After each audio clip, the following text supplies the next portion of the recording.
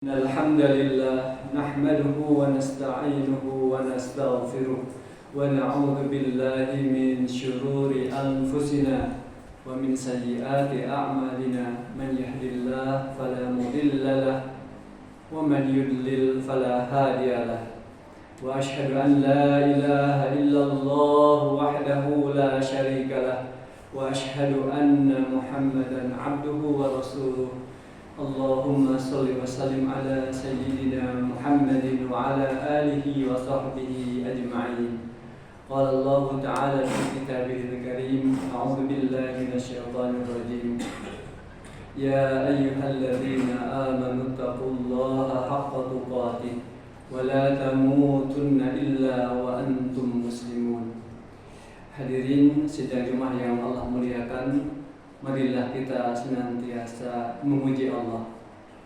Mari kita senantiasa bersyukur atas semua nikmat, anugerah, karunia yang Allah berikan kepada kita, khususnya pada saat yang mulia ini. Allah memperkenankan kita untuk berkumpul di tempat yang mulia pada saat yang mulia yang Allah muliakan.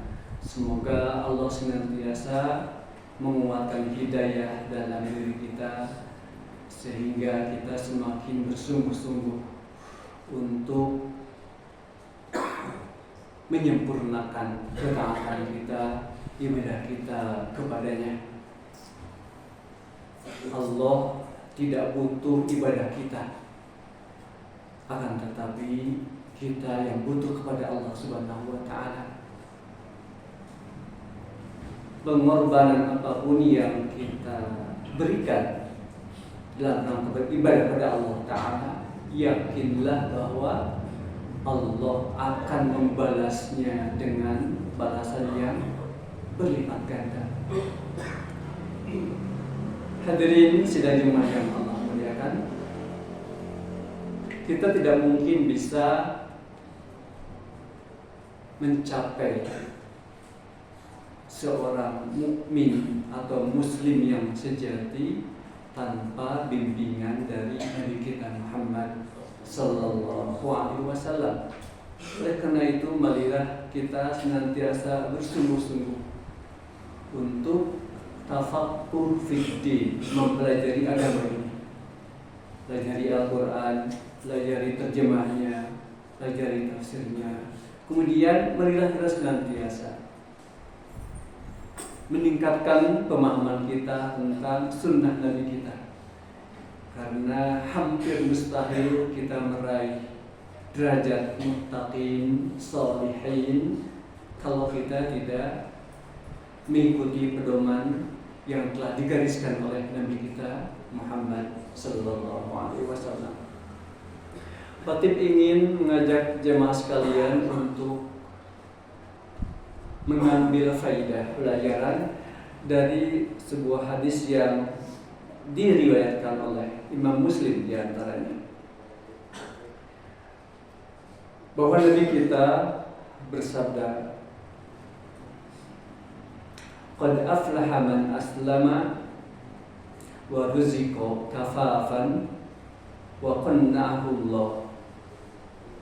Kata Nabi, sungguh beruntung, sungguh berbahagia man aslama, orang yang telah mendapatkan hidayah untuk menjadi seorang muslim, beriman kepada Allah dan para rasulnya.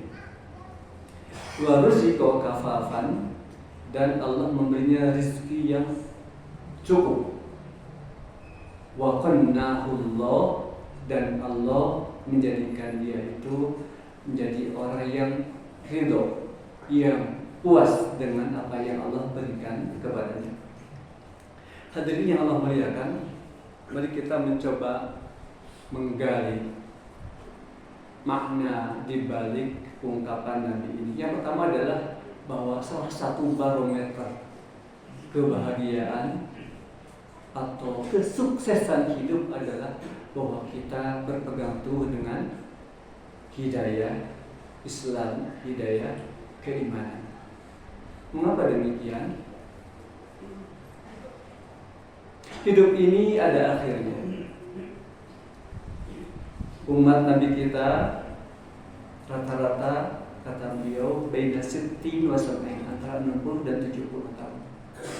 Intinya adalah bahwa kehidupan kita akan ada batasnya.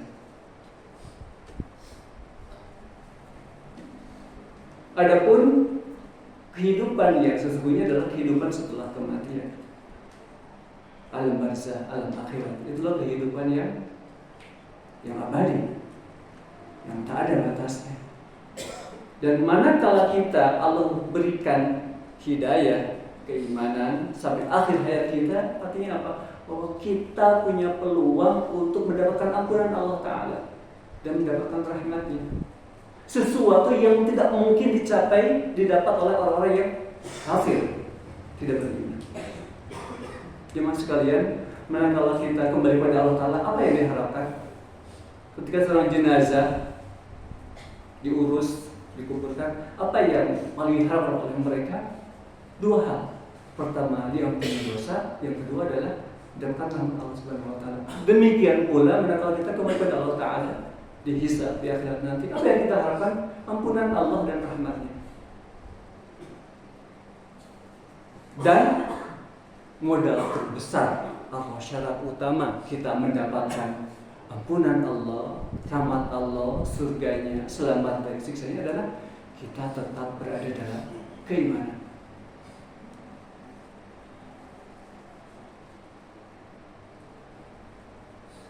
Yang kedua, kata Nabi, wa ruziko kafafan. Allah menjadikan dunia ini sebagai sebuah ladang. Dunia mazra'atul akhirah. Dunia ini sebagai sebuah tempat bercocok tanam kita sebelum kita kembali ke alam akhirat. Kita sebagai manusia hidup dunia ini punya kebutuhan. Butuh makan, pakaian, kemudian tempat tinggal. Kata Nabi, di antara ciri atau di antara tanda atau kalau kita ingin bahagia, di antaranya adalah kita berusaha untuk mendapatkan rezeki yang halal yang cukup. Imam An-Nawawi menafsirkan rezeki yang kafaf itu adalah yang tidak kurang dan tidak lebih. Kalau kita kekurangan, ya cukup menderita. Oleh karena itu, marilah kita menggunakan potensi yang kita miliki, akal kita, tenaga kita, untuk bisa mencukupi kehidupan kita dan kehidupan yang layak, yang mana kita bisa berdiri di atas kaki sendiri, tidak meminta-minta. Mengapa? Karena Islam itu sangat, tanda kutip, menghinakan orang yang meminta-minta.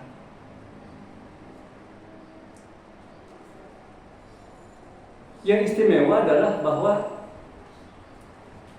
Nabi tidak mengatakan bahwa orang yang beruntung itu orang yang punya harta yang banyak, tidak demikian, tapi kafafan, yang cukup, tidak kurang dan juga tidak lebih. Apa hikmah di balik ungkapan ini?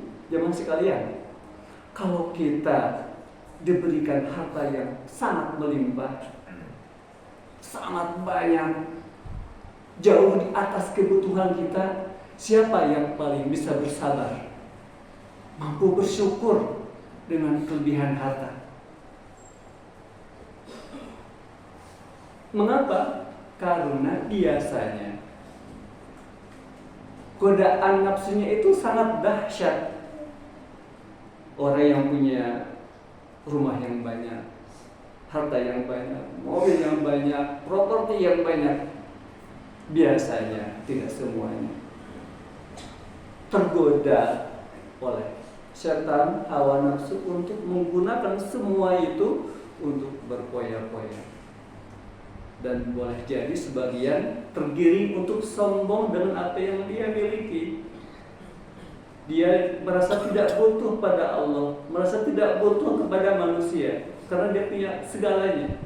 Seakan-akan semua yang dia miliki akan mengungkapkan dia. Padahal justru orang yang paling banyak hartanya, orang yang paling lama hisabnya, orang yang paling berat tanggung jawabnya. Jamaah sekalian, ketika saya membahas hal ini, saya tidak bermaksud mengecilkan di antara antum semua jamaah yang punya kekayaan yang banyak, tidak demikian.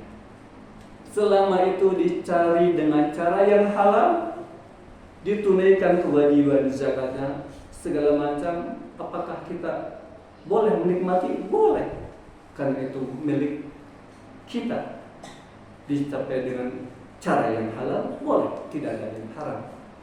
Yang jadi masalah adalah manakala semua yang kita miliki itu membuat kita lalai, lupa terhadap kewajiban kita kepada Allah Subhanahu wa Ta'ala.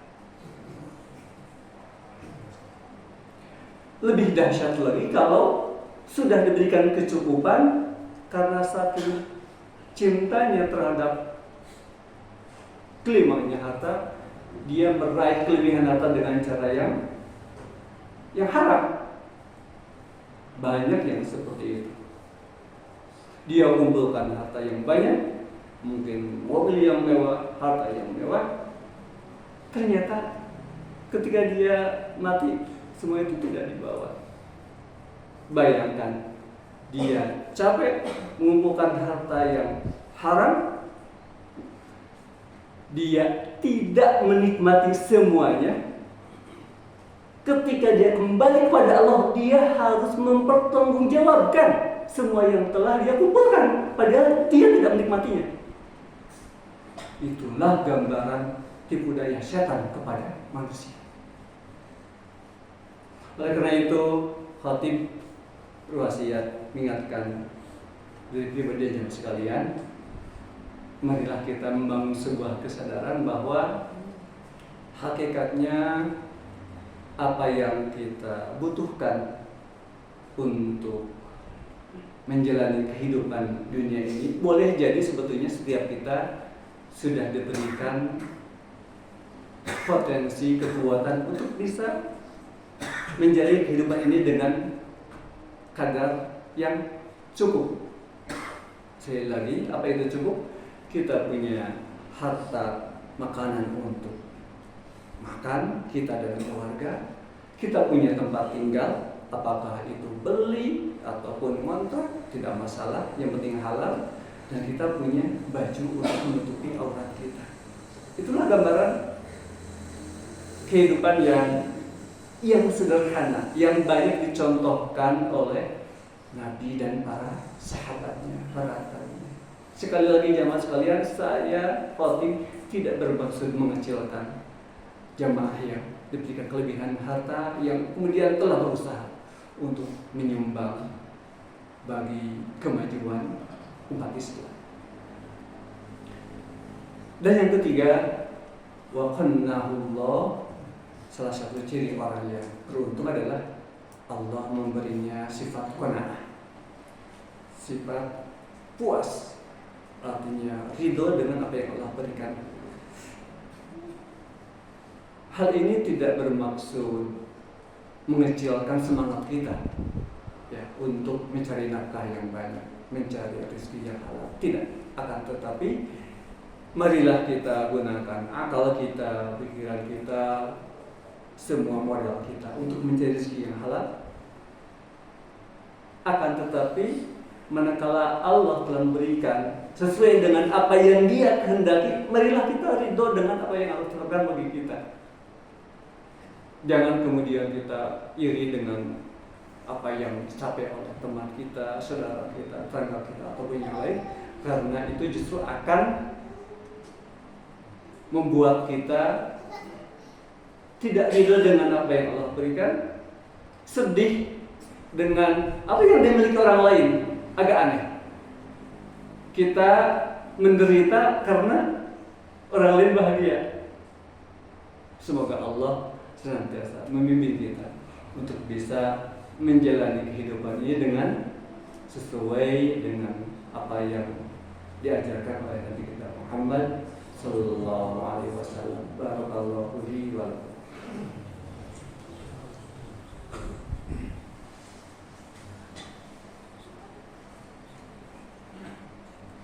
Alhamdulillahirabbil alamin wa bihi nasta'inu ala umuri dunya waddin wassalatu wassalamu ala sayyidina Muhammadin wa ala alihi wa sahbihi ajmain. Jemaah sekalian, khatib berwasiat bagi jemaah dan khatib pribadi, marilah kita senantiasa membangun jiwa mental yang dipenuhi dengan ketakwaan.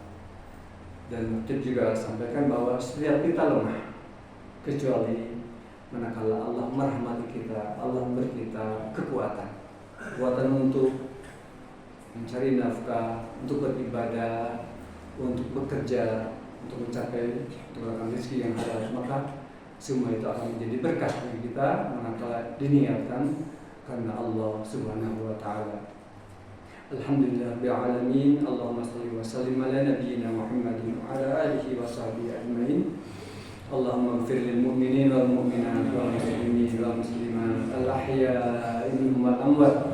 Allahumma rabbana la tuzigh qulubana ba'da idh hadaytana wa hab lana min ladunka rahmatan innaka antal wahhab. Allahumma rabbana hab lana min azwajina wa dhurriyyatina qurrata a'yun waj'alna lil muttaqina imama. Allahumma rabbana atina fid dunya hasanah wa fil akhirati hasanah wa qina adzabannar. Assalamu